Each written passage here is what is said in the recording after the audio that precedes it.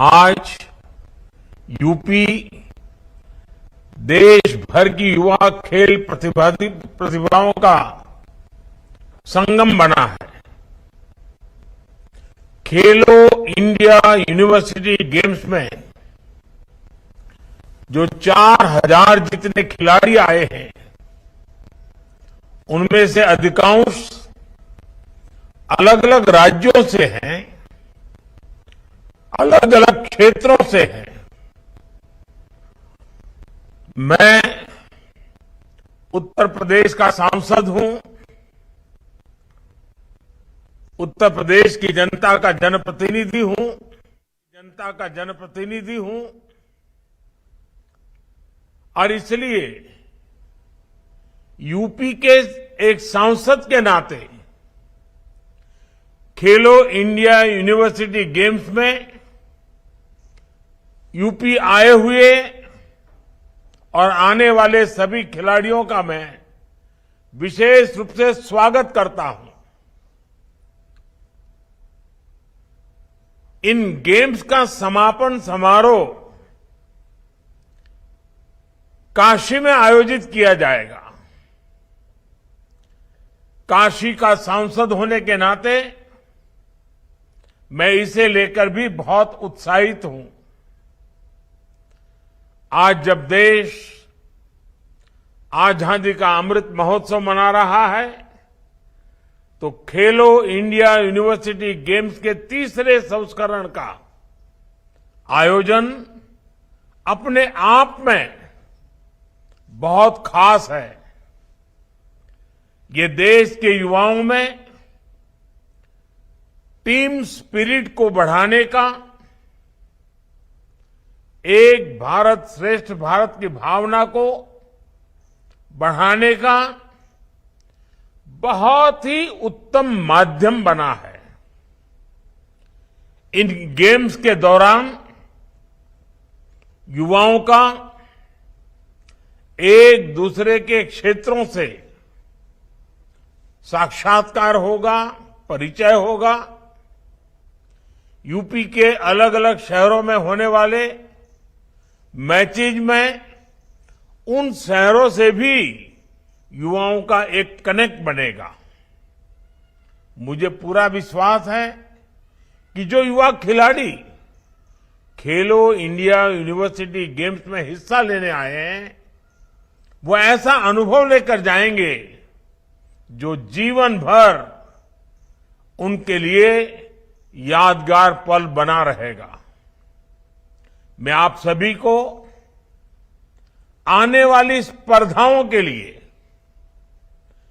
बहुत बहुत शुभकामनाएं देता हूं।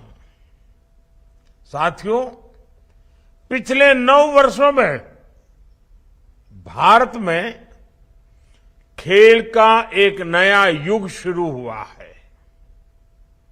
ये नया युग विश्व में भारत को सिर्फ एक बड़ी खेल शक्ति बनाने भर का ही नहीं है, बल्कि ये खेल के माध्यम से समाज के सशक्तिकरण का भी नया दौर है। एक समय था जब हमारे देश में खेलों को लेकर एक उदासीनता का ही भाव था। स्पोर्ट्स भी एक कैरियर हो सकता है, ये कम ही लोग सोचते थे और इसकी वजह थी कि स्पोर्ट्स को सरकारों से जितना समर्थन और सहयोग मिलने चाहिए था, वो मिलता नहीं था।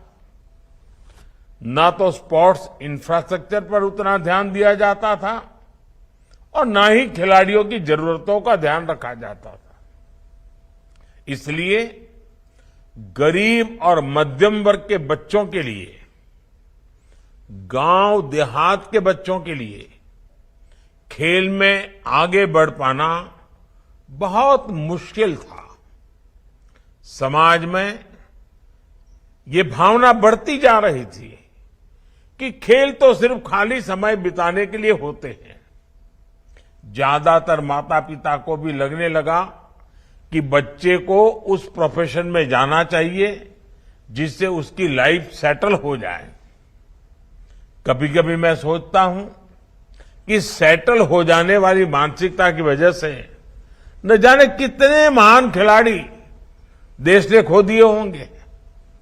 लेकिन आज मुझे खुशी है कि खेलों को लेकर माता पिता और समाज के दृष्टिकोण में बहुत बड़ा बदलाव आया है।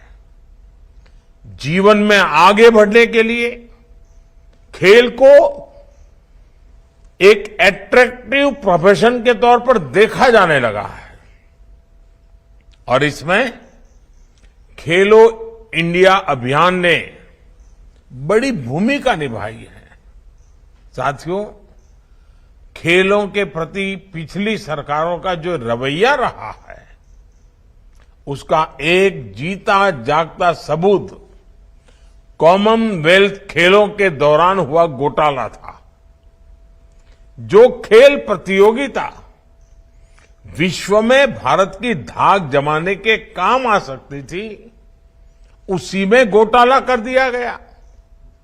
हमारे गांव देहात के बच्चों को खेलने का मौका मिले, इसके लिए पहले एक योजना चला करती थी, पंचायत युवा क्रीड़ा और खेल अभियान। बाद में इसका नाम बदलकर राजीव गांधी खेल अभियान कर दिया गया। इस अभियान में भी फोकस सिर्फ नाम बदलने पर था। देश में स्पोर्ट्स इंफ्रास्ट्रक्चर विकसित करने पर इतना जोर नहीं दिखाया गया। पहले गांव हो या शहर, हर खिलाड़ी के सामने सबसे बड़ी चुनौती थी कि उसे स्पोर्ट्स की प्रैक्टिस के लिए घर से बहुत दूर जाना पड़ता था। इसमें खिलाड़ियों का बहुत समय निकल जाता था। कई बार दूसरे शहरों में जाकर रहना पड़ता था। बहुत से युवा तो इस वजह से अपना पेंशन तक अपना यानी इस प्रकार का जो उनका जब पैशन था, उनको करने का जो मूड था, उसको भी छोड़ने के लिए मजबूर हो जाते थे। हमारी सरकार आज खिलाड़ियों की इस दशकों पुरानी चुनौती का भी समाधान कर रही है। अर्बन स्पोर्ट्स इंफ्रास्ट्रक्चर के लिए जो योजना थी, उसमें भी पहले की सरकार ने 6 साल में सिर्फ 300 करोड़ रुपए खर्च किए, जबकि खेलो इंडिया अभियान के तहत हमारी सरकार स्पोर्ट्स इंफ्रास्ट्रक्चर पर करीब करीब 3000 करोड़ रुपए खर्च कर चुकी है। बढ़ते हुए स्पोर्ट्स इंफ्रा की वजह से अब ज्यादा खिलाड़ियों के लिए खेल से जुड़ना आसान हो गया है। मुझे संतोष है कि अब तक खेलो इंडिया गेम्स में 30,000 से अधिक एथलीट्स हिस्सा ले चुके हैं।